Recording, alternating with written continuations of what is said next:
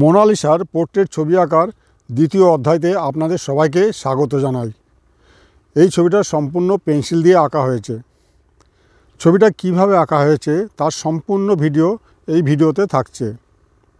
দেখতেই পাচ্ছেন এখানে কিভাবে কাজ করছি পেন্সিল দিয়ে। মুখের উপর যে কাজগুলো করা হয়েছে এখানে পেন্সিল ব্যবহার করেছি 2B আর 4B, কিন্তু চোখের ক্ষেত্রে আর যেখানে একটু ডার্ক কালার ইউজ করা হয়েছে সেখানে আমি 4B, 6B, 8B এবং 10B পেন্সিল ব্যবহার করেছি। পেন্সিলের কাজগুলো খুবই হালকা হাতে দেখতে পাচ্ছেন। মুখের উপর যে কাজগুলো খুবই সূক্ষ্ম কাজ। প্রথম কথা, যে পেন্সিলগুলো দিয়ে ড্রয়িং করা হয় সেগুলো সুন্দর করে শার্প করে কেটে নিতে হয়, আর খুবই হালকা হাতে পেন্সিল চালাতে হয়।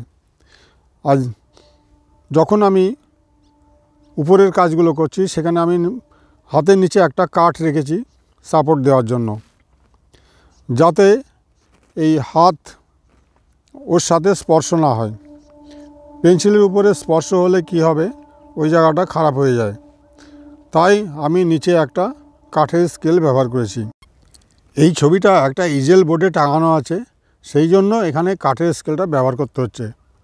কিন্তু আমি যখন ফ্ল্যাট টেবিলে আঁকবো সেখানে আমি কাগজও রাখতে পারি।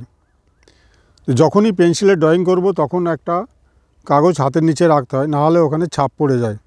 সেই কারণেই এগুলো নিতে হয়। পেন্সিলের কাজ সব কিছুই করা যায় ডিটেলে, একটু ধৈর্য ধরে করতে হয়, সময় লাগে এগুলো। এই ছবিটা আমি এঁকেছি, আমার 2 দিন সময় লেগেছে। তবে সারাদিন ধরে আমি করি না, যখন বসি একটানা 2 ঘন্টা থেকে 3 ঘন্টার বেশি আমি ছবি আঁকি না, কেননা অত সময় বসা যায় না, আর একভাবে ছবি আঁকার ধৈর্যও থাকে না। তাই যখন সময় হয় তখন বসে বসে আমি আঁকি, যতটা সম্ভব আঁকি, আবার ওইভাবেই রেখে দিই। কুম্ভ মেলায় ভাইরাল হওয়া মোনালিসার এই ছবিটা অনেক শিল্পীরা এঁকেছেন, তাই আমিও চেষ্টা করে দেখলাম। আমি রিল বানাই না, রিয়াল করি।